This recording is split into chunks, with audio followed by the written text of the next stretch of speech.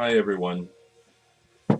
Yeah, it's gotten busy, and I anticipate that it will be busy, and so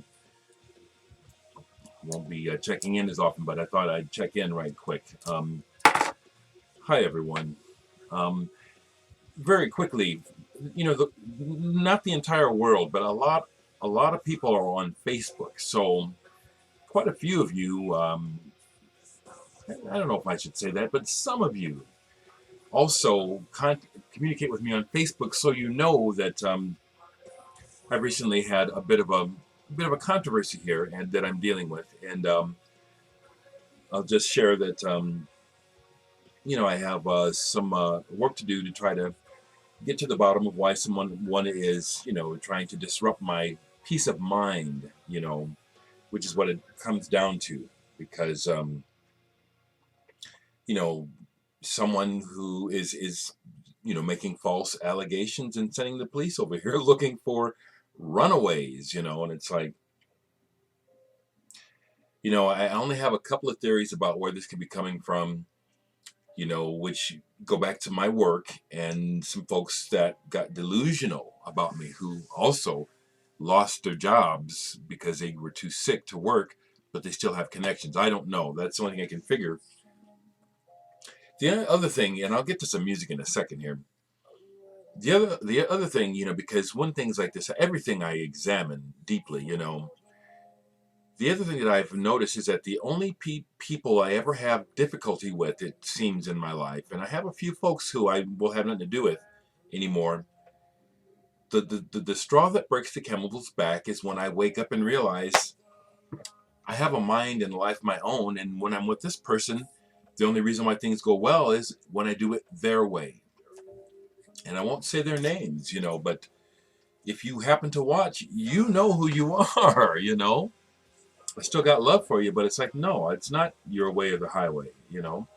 And this harassing, this person who's able to actually get the police to follow up on these false harassing reports that I'm harboring runaways, I'm thinking is another one of those people that I work with who just couldn't get what they wanted from me.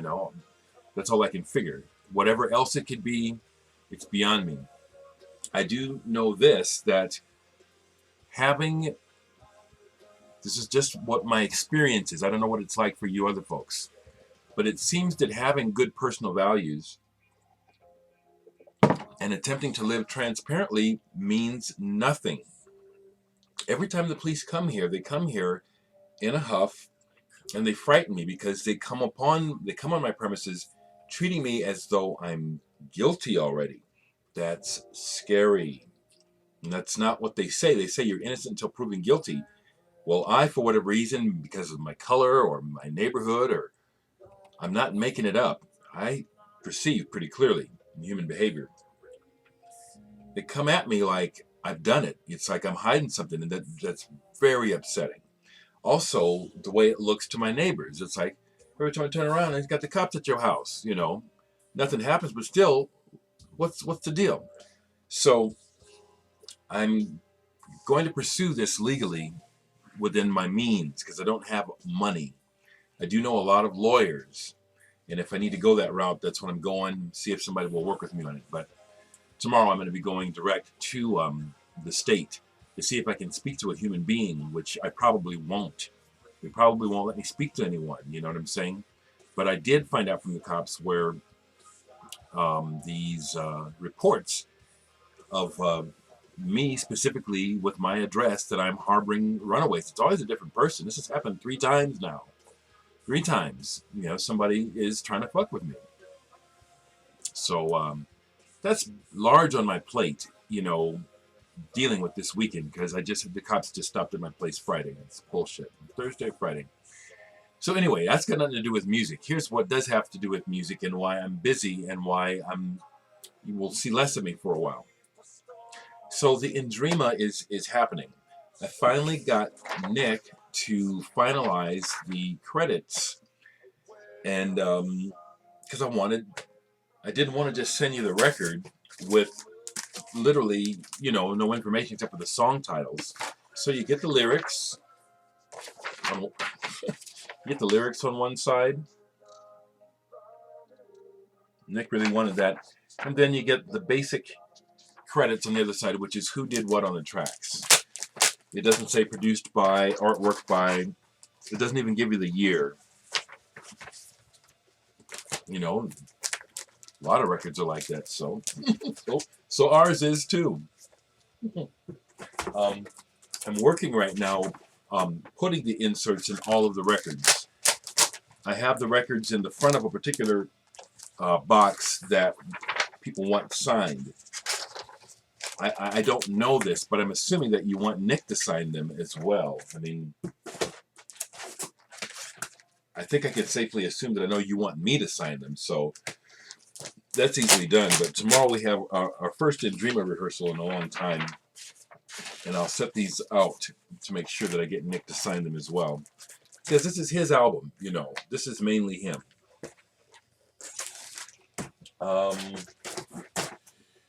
Let's see. Oh, okay. So I've been working, so I haven't been listening to a lot to show you, and I haven't been buying anything this last week.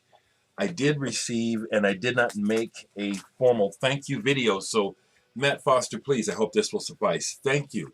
Matt sent me an Echo Chord, is it? They're techno singles. Echo Chord, color. This is number 15. They're part of a series, pretty collectible. Really appreciate it, Matt. Both sides are excellent. It's a neat pink marble vinyl. You can't really see it here, but it's a marble. Thank you so much, Matt, if you see this. Other than that, I've been playing still a lot the Ladies Catatonia. I fully admit that, you know, maybe I'm kind of a retard or Asperger's or autism or something, but when something really hits me hard, it goes on repeat for a long time until I wear it the hell out. Back in the day, when I was younger, whenever Peter Gabriel would make an album, that would be almost all I would listen to for months. I mean, you know, I know those albums note for note. And that's what's going on with the Catatonia. It doesn't happen with a lot of records. So that makes me a retard or something. Have fun, you heartless bastard people that like to make fun of other humans. I'm giving you some ammunition. The other thing that I want to say, because I'm mostly right now in the mode of taking care of business. I'm focused on the band, on music, on trying to put together the end of this year into next year, trying to figure out how to make time to get In Dreama out on the road to promote the record. And another record I play on is going to be coming out. The Danish artist Kleeman, they're finally getting that pressed up on vinyl next year. He's going to be coming over, wanting to tour. So mostly what's on my plate now is business, and that's my focus. So that's why the lack of, I usually post a video almost every day, and I guess I still am, but slight little gaps.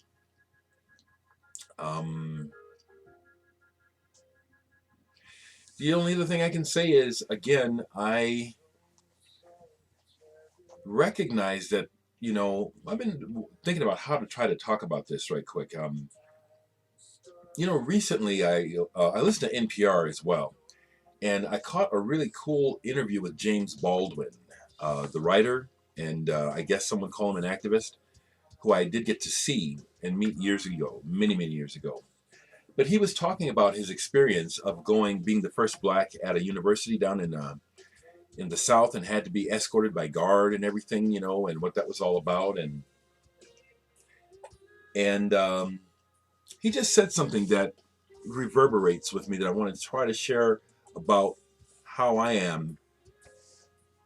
I hope it makes sense. Maybe it doesn't. But he said that unlike Western white man, Western black man, post-slavery, is at pains to identify himself. That our identity is not, it was not established. It's not established. Like, see, I'm struggling for words. I got it inside. What I'm trying to say is this. Say, for example, if I were, try to understand me. I think some people aren't going to understand what I'm about to say. But I'm speaking in Western psychological terms, which I do know about. There's a diagnosis called borderline personality disorder, okay? And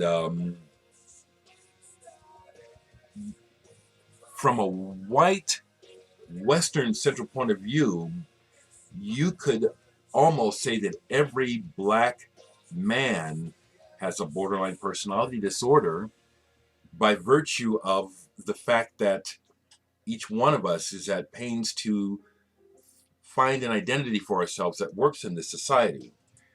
Some of you won't agree, but I'm telling you as a black man, yes, this is my experience, that I do not like how society defines me. I don't even like the way my so-called community defines me, never have. And so I'm at pains to define myself. That could end up looking like what we call borderline personality disorder, where there's an aspect of me that seems rebellious, oppositional, kind of going against the grain. But I want to explain that that's the way I am because of that's what makes sense to me. The grain, the Western grain, wasn't set up for a person like me. And so to just assume that I fit in and everything's just fine, well, no, because for me, I've never had that experience, okay? What I'm getting at is I do think that my presence here making these videos at times can be thorny, rocky, upsetting, and then also really hilarious, exhilarating, educational, and fun. I think it's because I'm just really being what I am, the best I know how to be, which is I'm being Dereck the way Dereck defines me, not the way that Western American society would define me, because I don't like that definition. As a result, I do say and do things that can be upsetting, but that's who I am, and that's what I got to do, is I got to be true to me. I've had some personal messages where some people who have just discovered me have watched some older videos where I make comments and they're taking them personally. And I've written them back and I say, you just have to, you don't have to, but what I'm telling you is this. I'm sitting in my house ranting and raving and letting things out. I'm venting, okay? And this is my reality. It's like I've never met you. So if you decide to get upset about my words, that's on you. That's why I put up that video and took it down, where I got this saying from Lazarus, which says, I am responsible for what I say. I am not responsible for what you understand. And this is not understood. This is why we have all this madness, and we're on the brink of war again with the Middle East, because, we can't dictate, what people think and believe. And we have cultures where people think that you can, and it's just crazy. It's just crazy. So I just say these things because I just always want to try and help people who maybe watch me and I ruffle feathers. Maybe I don't. I'm just being a diplomat here, trying to explain what's going on with me, and just let me have my say. That's what I'm doing here. I've always wanted to do this. That's all. Life is interesting. It's an interesting time right now. I think it's a tumultuous time, and just to assume that just things keep going on like they always have, or that things are going to get back to the way they were. Are you kidding me? Of course they're not. They're not. Last thing I'll say is back to music business, which is I've shipped the purple vinyl is the only thing available through Team Love. They did not buy any black vinyl from me. So when the purple goes, and it's gonna go, I have already sold 40 copies of the purple, okay? I shipped 40 more to Team Love. So I don't know how many they've sold, but they've sold a few already. So that's 80 purple vinyl gone already, okay? So what does that leave? 124 actual copies, okay? So what, 20, 40? It's about 44 copies of purple vinyl left. I'm just saying this now, again, for you folks that watch, because I keep getting these letters. You gonna repress the colored vinyl? Do I look like I made out of money? When this is gone, it's gone. You better get it. You know, seriously. You know, I'm being emphatic, not.